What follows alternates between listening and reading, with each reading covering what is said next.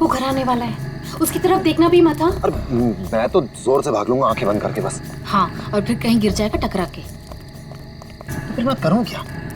जब भी उस घर की तरफ देखो तो वही एक अजीब सी परछाई डांस करती हुई। चलो चलो। अरे वो देखो, 2 दिन से वो आदमी एक ही जगह पर खड़ा है। अरे आदमी नहीं है, आत्मा है, आत्मा। हाँ, लगता है आत्मा अटक गई है। लेकिन ये है कौन? ये यहाँ तो वो बुढ़िया रहती थी, वो आजकल दिखाई नहीं देती।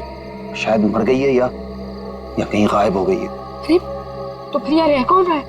उसकी तो एक भतीजी भी थी। अरे हाँ, दोनों यही रहती थी। अब दोनों की दोनों गायब है, लेकिन कहाँ? पकड़ो यार, आज मैं देख के ही आता हूँ क्या है। क्या? आ रहा हूँ। समर प्लीज, पागल हो गया क्या? समर, अरे रुको ना, मैं आ रहा हूँ। यहाँ जाना।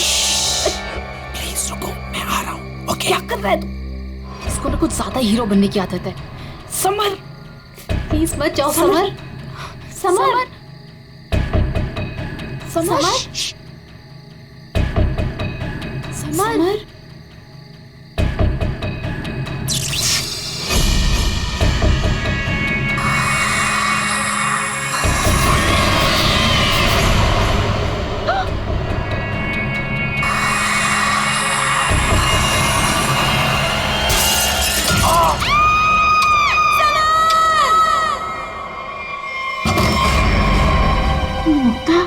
क्या हुआ बेटा? हमने वो गूंज महल वाला रास्ता पकड़ा था और वो बेवकूफ समर वो महल के अंदर चला गया था। अरे पर तुम लोग उस रास्ते गए क्यों? बेटा समर तो ठीक है ना? माँ, किसी ने अंदर से उस पे फूलदान फेंक कर मारा। हम लोग भागकर वहां से आ गए। मैंने गिनी और सबर को बोल दिया कि अब से हम उस रास्ते से कभी नहीं जाएंगे। अच्छा किया बेटा, गूंज महल से दूर रहना ही अच्छा है। आ गए? अरे कहाँ दिन भर आवारागर्दी करता फिरता है तू? भैया घर की हालत देखो क्या हो गई है। माँ की बीमारी की वजह से लोन लेने की नौबत आ गई है। ऐसे फालतू घूमने से अच्छा कोई नौकरी क्यों नहीं ढूंढ लेते? नौकरी मिल गई है मुझे। अच्छा? कौन सी बेटा, कहाँ नौकरी मिली तुझे? भैया कहाँ मिली है नौकरी? जवाब दो। गूंज महल में।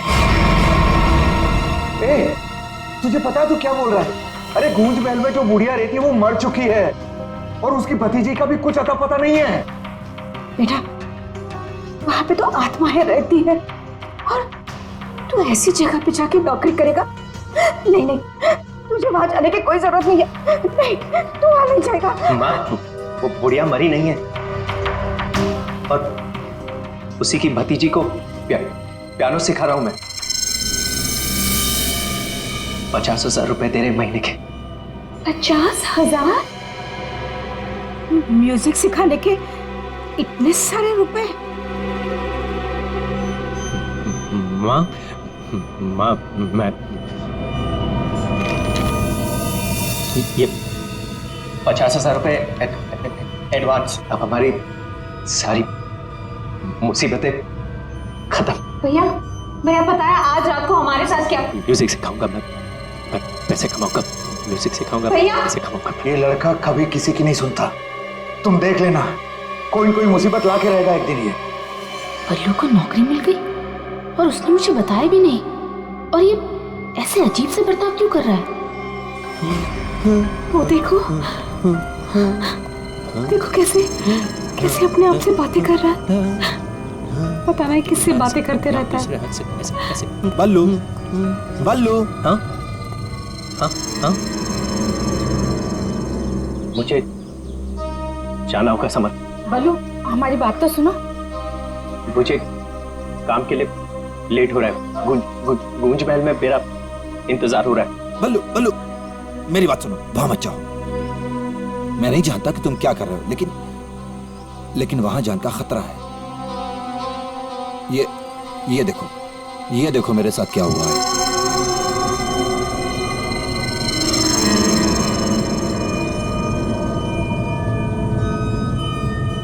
क्या हुआ? कल गूंज महल में एक औरत ने मुझ पर हमला किया। नहीं, ऐसा नहीं हो सकता। वहां तो सरिता आंटी और उनकी भतीजी ईशा ईशा ईशा रहती है। वो बहुत अच्छे लोग हैं, ऐसा नहीं कर सकते। मुझे लेट हो रहा है, मुझे जाना होगा। अरे भैया मत जाओ, वहाँ खतरा है भैया।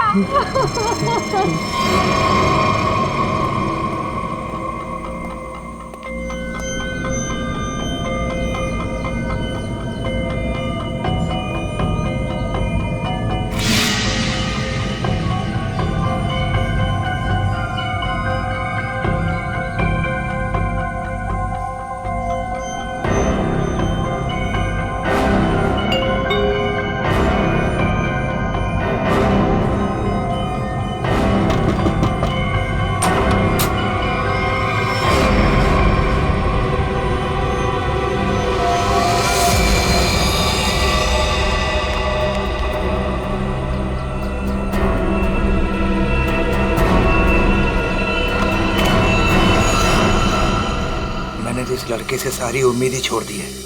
पता नहीं कैसी नौकरी है भी या नहीं। देख, मेरा बेटा आया होगा, देख तो।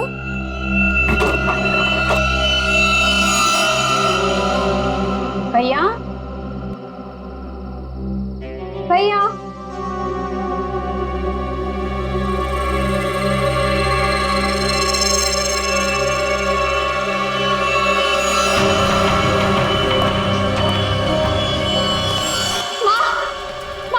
बल्लू का टिफिन छोड़कर चला गया।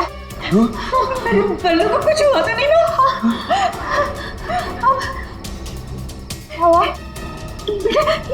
ये क्या है? कौन? अरे कौन जल्दी खोलो।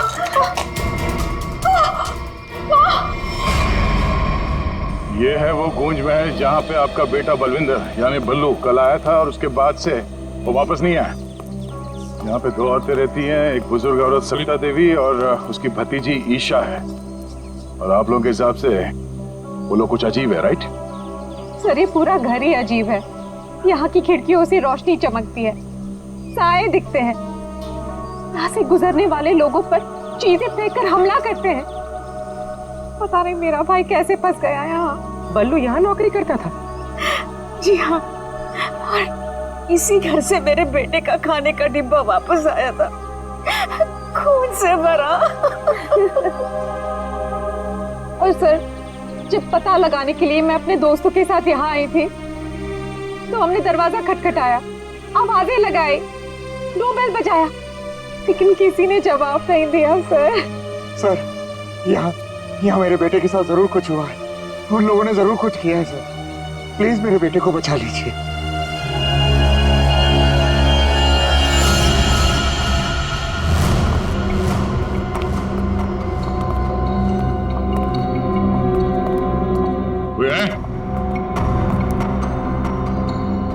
क्या तो कोई दिख नहीं रहा?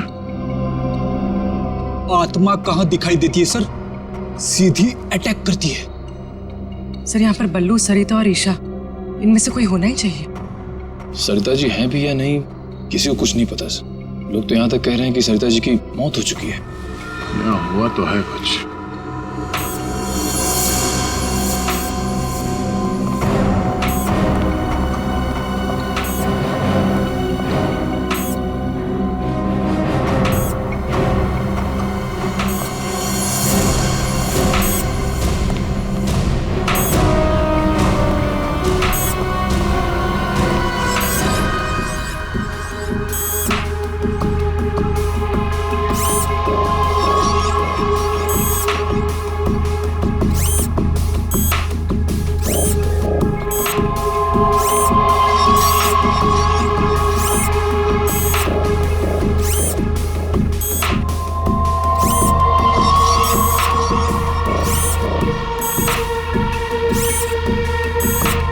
सर, ये क्या है तो ये इंसान ही, मगर मैकेनिकल पुतला बना दिया है।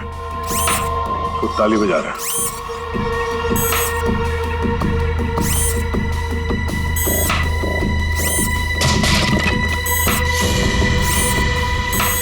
निखिल, नजर रखो इस पे, हम लोग देखते हैं।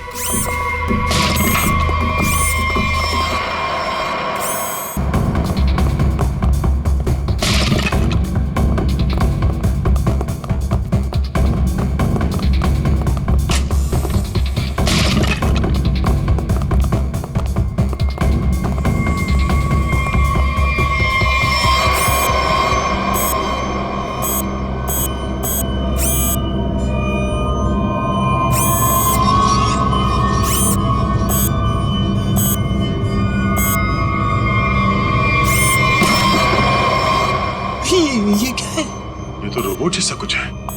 इसके एक्शन और मूवमेंट्स देखो कितने मैकेनिकल है।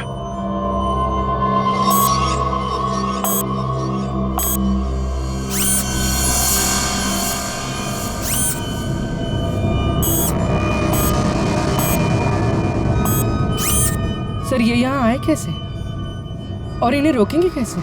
इसे तो टेक्निकली रोका जा सकता है। ये क्या है? बोली नजर रखना इसमें।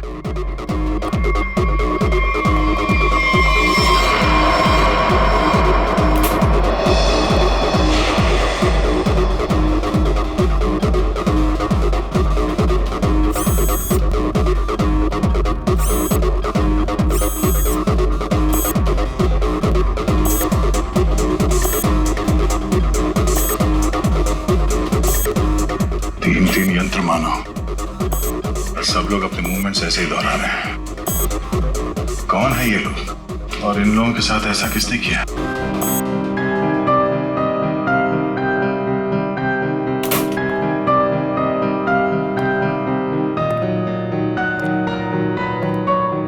बलवंत,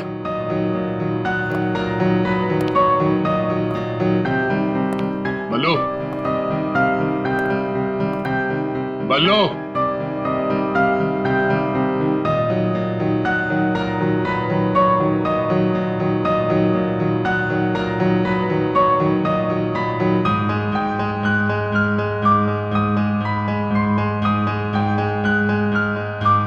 बात नहीं करनी।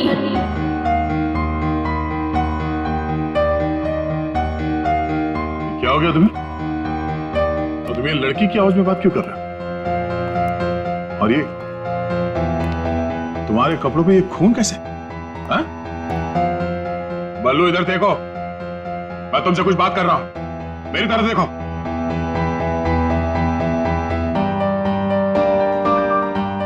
मैंने कहा ना, बात नहीं करनी।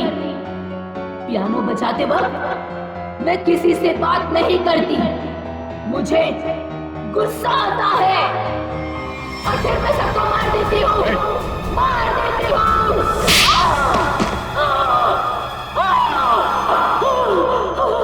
बोलो, बोलो। एक्सक्यूज मी, कौन हो तुम?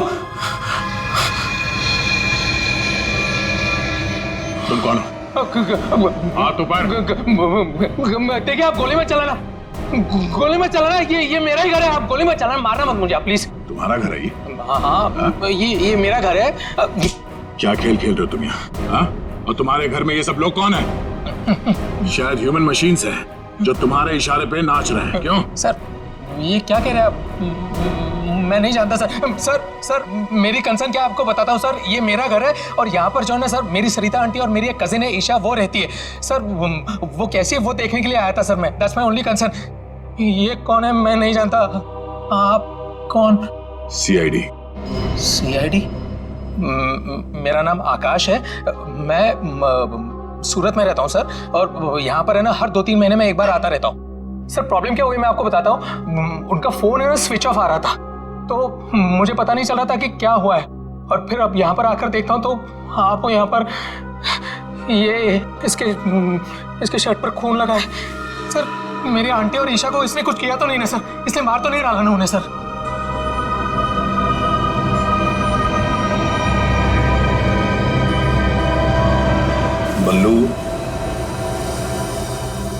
बल्लू तुम सुन रहे हो? मैं तुमसे बात कर रहा हूं। हाँ, अब मुझसे कुछ पूछ रहे हैं? हाँ। क्या हुआ? बल्लू हमें बताओ, तुम गूंज महल गए थे ना, तब तुम्हारे साथ क्या हुआ? क्या हुआ तुम्हारे साथ? कुछ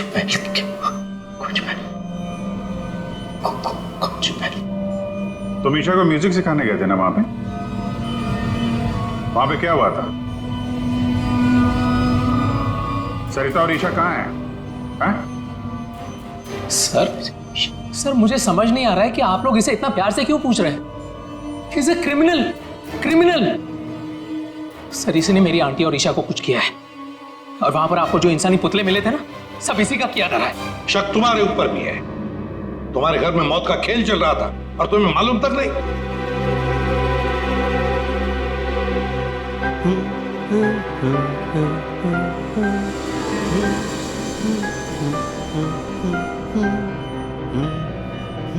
सचिन, वो फोटोग्राफ दिखाओ।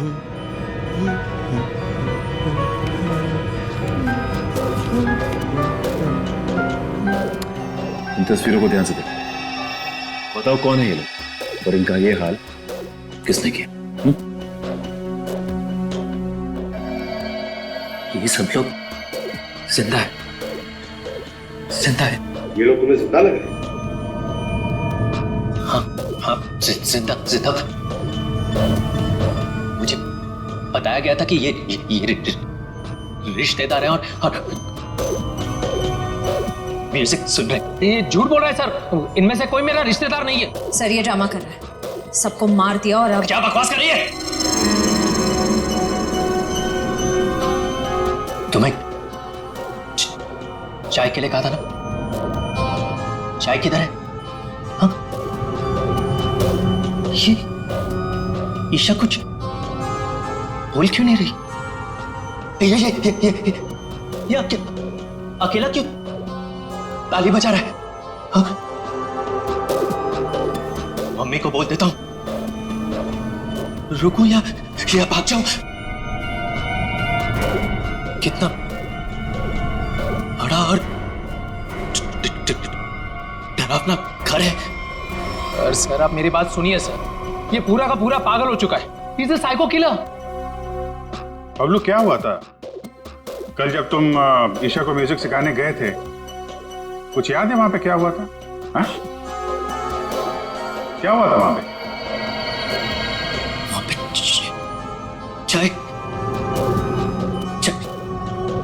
चाय पिलाई थी उसने। हाँ बराबर। चाय। तो फिर ईशा कहाँ गई?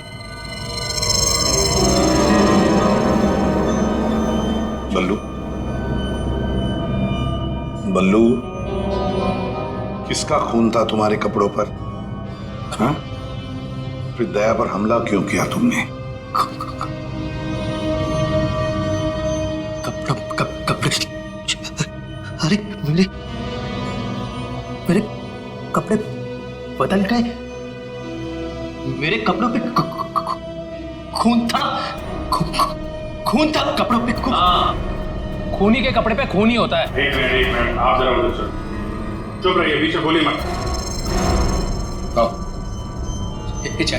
चाय लेके आओ। ईशा को ये आदमी तो किसी भी सवाल का जवाब ठीक दे नहीं रहा।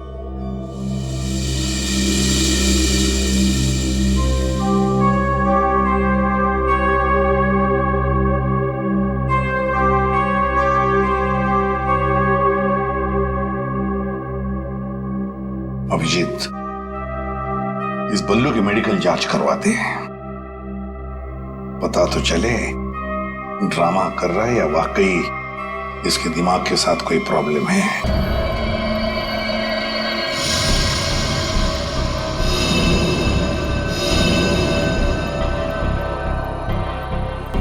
बल्लू की कमीज पर एक लड़की का खून लगा हुआ। इस कमीज पर जो खून लगा है लड़की का है, ये मैंने पता लगा लिया है। ये रही उसकी डीएनए रिपोर्ट। अब मैं आपसे सिर्फ ये जानना चाहता हूं कि ये जो लड़की मरी है ये कौन है और इसे किसने मारा? इसे आपने मारा? नहीं? या फिर इसे आपने मारा? नहीं? या फिर इसे तुमने मारा?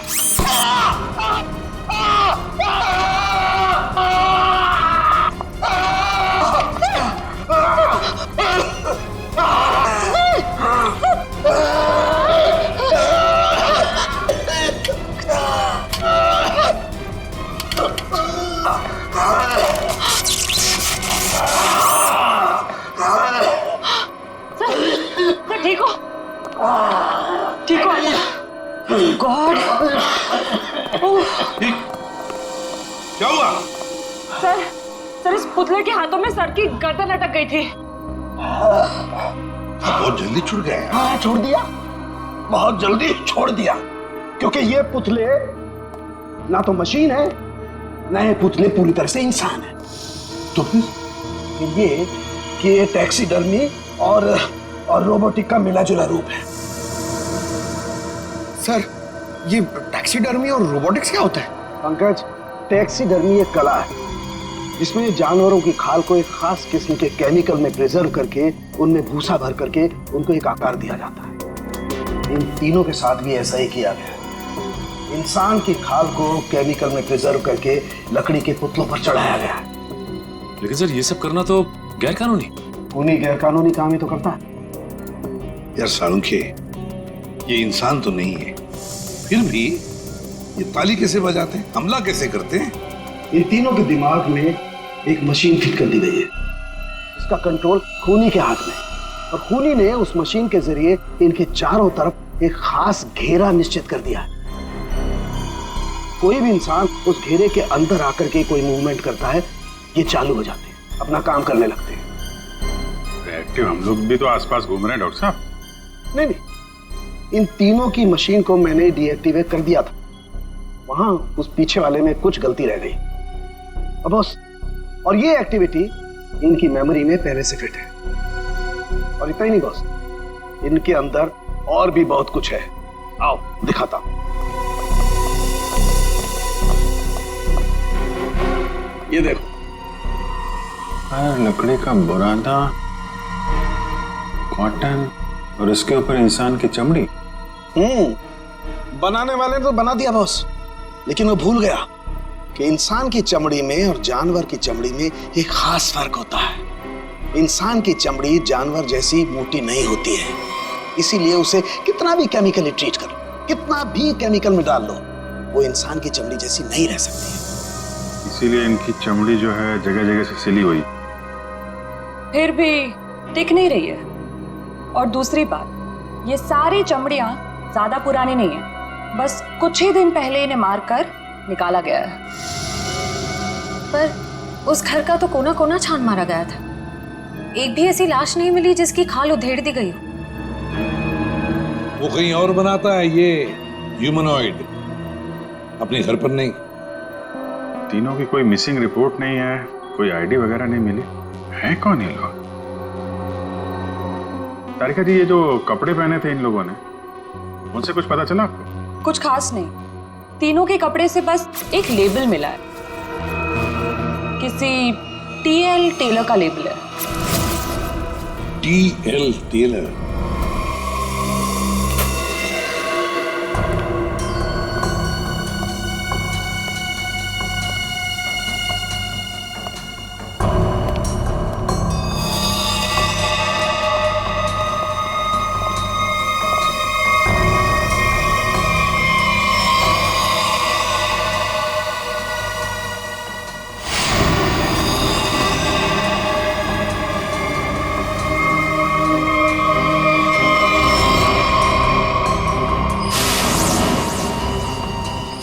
चाकू मारा कैसे? कई बार मारा था सर। बल्लू के कपड़े पे जो खून के छिटे थे, कहीं इस लड़की के तो नहीं? ये तो बल्लू ही बताएगा। मुंजी, असली बात यह है कि गूंज महल में से एक लाश मिली हमें, एक लड़की की लाश। ये है वो लड़की। क्या आप जानते हैं इसे? किन्नी है ये, मेरे बेटे की दोस्त। ये मर गई क्या? तो ये बल्लू उस लड़की को जानता था सर? और मोहन जी, बल्लू के कपड़ों पर गिनी का खून है। मोहन जी, आप प्लीज थोड़ा वेट करिए, हम आपको बुलाते हैं। एसीपी सर, मैंने बल्लू की सारी रिपोर्ट्स पढ़ ली हैं। डॉक्टर सालुंखे से भी बात हुई मेरी। बलवंत के खून में ऐसे ड्रग्स हैं जिससे इंसान सच और झूठ के सपने के अंतर को नहीं समझ पाता। उसे उस वक्त जो कहा जाए उसे वही सच लगता है। तो क्या डॉक्टर साहब ये बलवंत ड्रग के इन्फ्लुएंस में किसी को मार भी सकता है? जी, ऐसा हो भी सकता है और नहीं भी। हमने बलवंत को कुछ मेडिसिन दी हैं। आधी बेहोशी की हालत में हम बलवंत के दिमाग के माध्यम से वापस गूंज महल जाएंगे।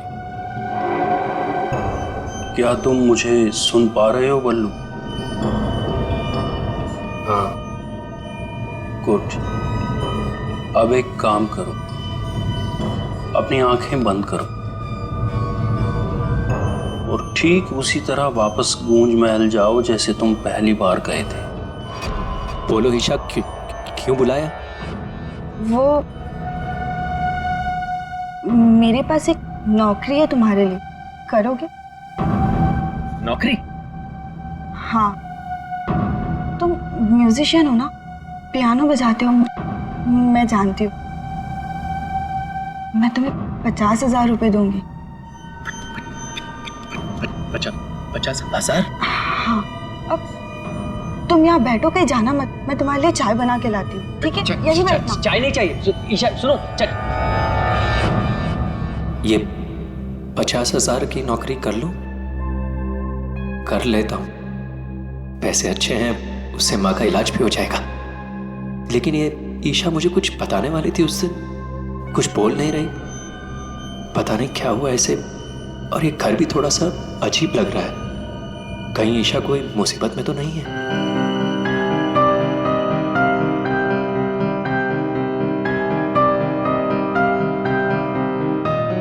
शायद यही ईशा की आंटी है, Sarita ji. Excuse me ma'am. Hello. अच्छी ट्यून है।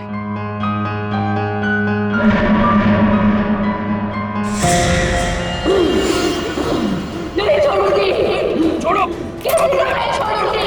छोड़ो। अरे क्या कर रहे हो? नहीं छोड़ूंगी। संभालो उसे, मार डालेगा वो डॉक्टर को। नहीं छोड़ूंगी। संभालिए आप इसे। नहीं छोड़ूंगी। बल्लू, ये लड़की की आवाज में क्यों बात कर? छोड़ो मुझे। डॉक्टर साहब, नहीं छोड़ूंगी। पकड़िए आप इसे। किसी को नहीं छोड़ूंगी।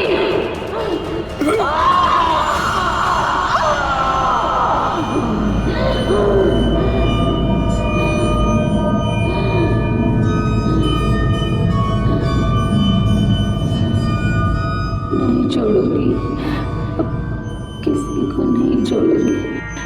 पुतला बना दिया, परेशान कर दूंगी। बची हुई बॉडीज मछलियों को खिला दूंगी।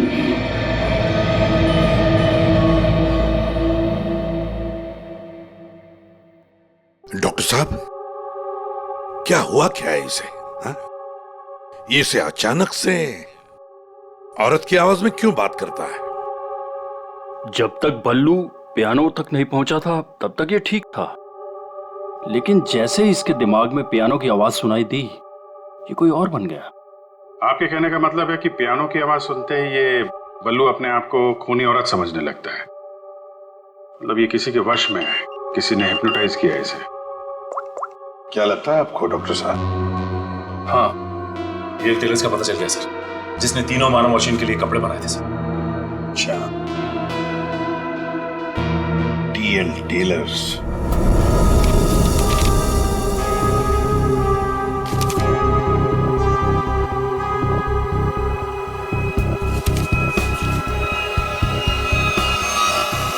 साहब जी। हाँ, अभी आया। देखिए सर, ये ऑर्डर एलपी प्रोडक्शन का है। 19 दिसंबर 2015 को कपड़ा दिया था और 1 जनवरी 2016 को 5 कॉस्ट्यूम और नाप भी है, और ऑर्डर देने वाली का नाम भी है, रॉबी का, और फोन नंबर भी है सर। 91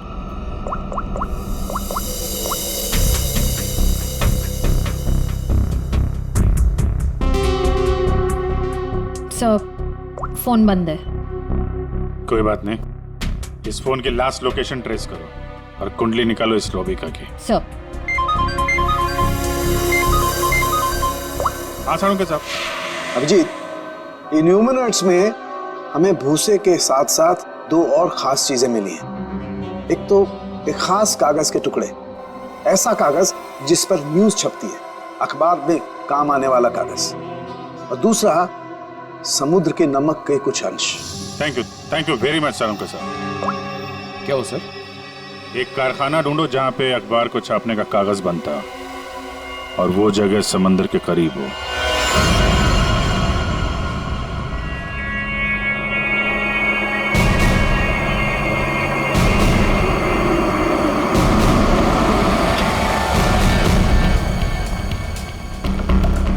समंदर के किनारे पेपर मिल, और वो भी बंद पड़ी हुई।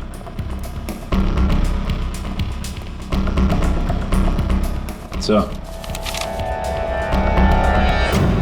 यहाँ पे ये पेपर और ये पेड़ की छाल और वहां पर कपड़े, यहाँ तो हर वो चीज मौजूद है जो मानव मशीन के अंदर भरी गई है। सर हो सकता है उस क्रिमिनल के काम करने की जगह यही हो जहां वो पुतले बनाता था। क्या पता वो अभी भी कहीं आसपास ही हो। मगर वो जगह कहाँ है? यहाँ तो सिर्फ पुतले में भरने का सामान है ना। वो टैक्सी डमी की जगह और वो रोबोट बनाने की जगह, वो कहाँ है?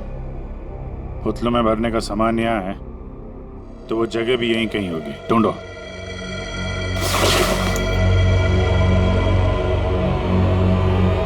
सर!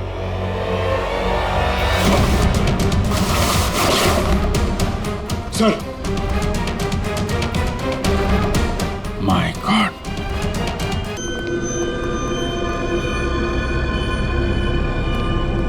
तो ये वो जगह है जहां पे ह्यूमन मशीन बनाई जा रही है।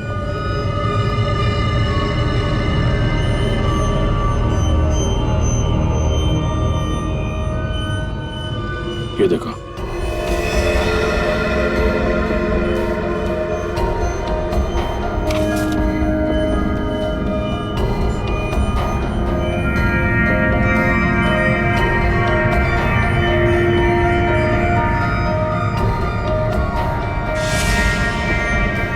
पूरा मैकेनिज्म है यहाँ पे।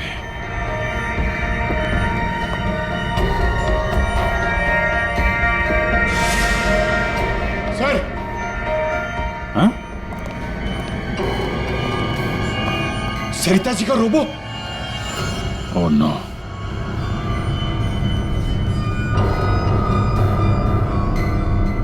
सर जल्दी आइए। सर ईशा, सर खूनी ने इसका सारा खून निकाल दिया। इसकी सांसें भी बहुत धीमी चल रही हैं। इसको हॉस्पिटल लेके चलो जल्दी। एम्बुलेंस को फोन करो। हेलो, सरिता को तो उसने रोबोट बना दिया, अब इसका भी वो हल करने वाला था।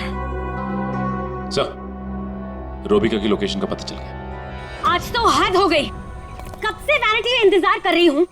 कोई मुझे सीन समझाएगा या फिर मैं पैकअप अनाउंस कर दूं।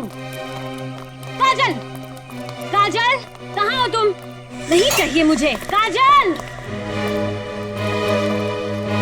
सॉरी रोबिका मैडम, एक्चुअली वो स्क्रिप्ट में थोड़ा सा चेंज हुआ है। व्हाट? सीन में चेंज हुआ है? लास्ट मिनट में डायलॉग्स कैसे याद करूंगी? एनीवे, स्क्रिप्ट दो। मैम, एक्चुअली जो सीन होने वाला है ना, वो स्क्रिप्ट आपके को स्टार के पास है। How can you do this? तुमने स्क्रिप्ट मुझसे पहले को स्टार को दे दी। तुम जानती हो ना मैं कौन हूँ।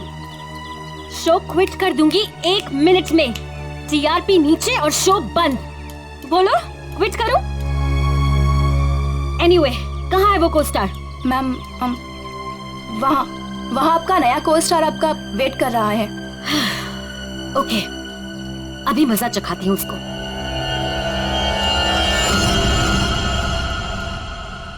हेलो, कोई है? यहाँ तो कोई नजर नहीं आ रहा। हेलो, कोई है यहाँ पर? हेलो, हेलो, कोई है? पता नहीं ये काजल भी ना यहाँ क्यों भेज दिया मुझे।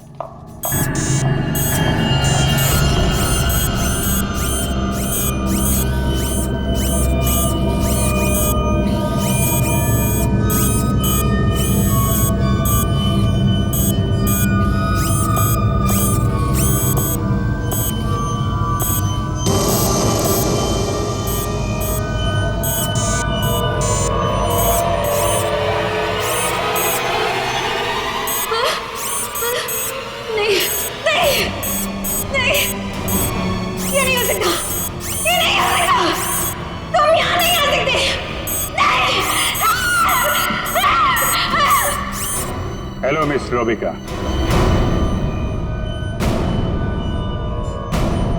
कौन हो तुम सब? और ये सब नाटक क्या है? हमें छोड़िए, आप ये बताइए कि आपने ऐसा क्यों कहा कि ये यहाँ नहीं आ सकते? आप जानती हैं ना? वो मैं डर गई थी, इसीलिए मेरे मुंह से कुछ भी निकल गया। सच बोलिए, सीआईडी से हम लोग। सीआईडी? जी हाँ। इन मशीनी मानव के पीछे क्या कहानी है? कौन है वो 3 लोग जिन्हें तुमने इस हालत में पहुंचा दिया? ईशा और सरिता के साथ क्यों किया तुमने ऐसा? मैं सामने जरूर हूं, लेकिन इसके पीछे दिमाग किसी और का है। किसका है? लेकिन सर, आपने हम सबको यहाँ क्यों बुलाया? हाँ सर, मेरी समझ में ये नहीं आ रहा है कि आप लोग किस किस को पकड़ेंगे। कभी बल्लू पर शक, कभी हम लोगों से पूछताछ। आखिर आप लोग चाहते क्या है ना? कुछ तो बताइए सर, ये सब किसने किया है?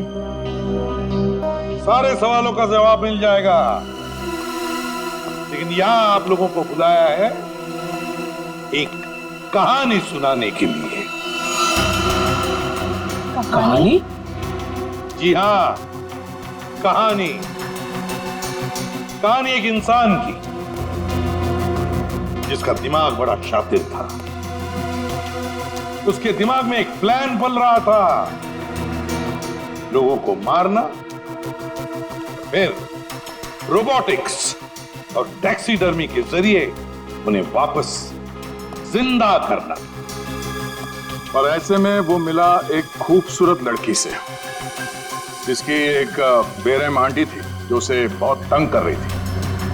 उस लड़के के दिमाग में एक आइडिया है। उसने उन दोनों को एक बहुत बड़े कोठी में शिफ्ट करवा दिया।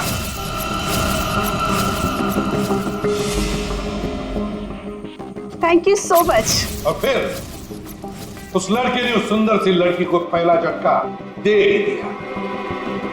उसने उस लड़की की आंटी को मार डाला इसी घर में। इस तरह लड़की की आंटी बन गई इस लड़के का पहला कामयाब आविष्कार। उसके बाद में उसने कुछ लोगों को और भी अपने एक्सपेरिमेंट का निशाना बना दिया। हैरानी की बात यह है कि वो सब उसके वो दोस्त और कलीग्स थे जो उसके साथ विदेश में काम करते थे। अब हुआ ये कि ये लड़की इस लड़के से बहुत डरने लगी और फिर उससे बचने के लिए उसने अपने और एक दोस्त की मदद मांगी। ऐसे रो मत, मैं हेल्प करूंगा तुम्हारी, तुम बताओ क्या करना। और जब खूनी को ये बात पता चली तो बहुत भड़क गया। प्लीज मुझे मत मारो, मुझे छोड़ दो प्लीज। उसने उस लड़की को कैद कर लिया और उसके दोस्त को बेवकूफ बनाया। उसने उसे ये एहसास दिलाया कि ये सब कुछ जो हो रहा है वो उसी की वजह से हो रहा है। तो तुम जैसा बोलोगे मैं वैसा करूंगी, प्लीज मुझे जाने दो। और उस बेचारी लड़की ने अपने मददगार दोस्त के चाय में ड्रग मिलाकर उसे हिप्नोटाइज करना शुरू कर दिया।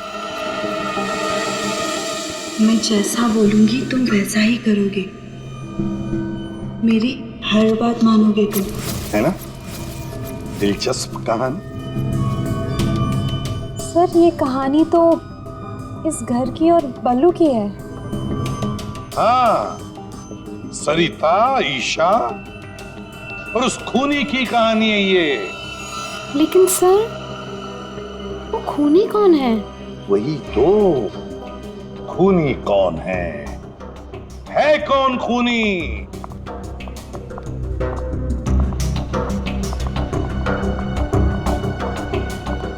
कहां फंसा दिया तुमने मुझे? तुमने तो कहा था कि ये कोई एक्सपेरिमेंट है, तुमने तो खून ही कर डाले। ये सब तुमने किया समर? हाँ, ये सब मैंने किया, और ये सब मैंने किसी और वजह से नहीं। ये सब मैंने सिर्फ इसलिए किया क्योंकि मैं चाहता हूं कि साइंस की दुनिया में मेरा नाम सुनहरे अक्षरों में लिखा जाए, और कि मेरे इतने बड़े एक्सपेरिमेंट को वो लड़की, वो ईशा बर्बाद कर देना चाहती थी। और इसके लिए उसने उस बल्लू से मदद भी मांगी। और तुमने बल्लू के चाय में वो ड्रग मिलाकर उसके दिमाग में ये बात बिठा दी कि वो एक औरत है और उसे लोगों को मारना है, और उसके लिए ट्रिगर थी पियानो की वो धुन। बल्लू को लगभग मेरा पूरा राज पता चल चुका था, ठीक है, और गिन्नी को पड़ी हुई थी बल्लू को बचाने की। तो अपने एक्सपेरिमेंट को बचाने के लिए मुझे को दोनों को मारना ही था। और आप बताइए, अब जो लोग मर चुके हैं उनका असली कातिल भी तो चाहिए ना लोगों को।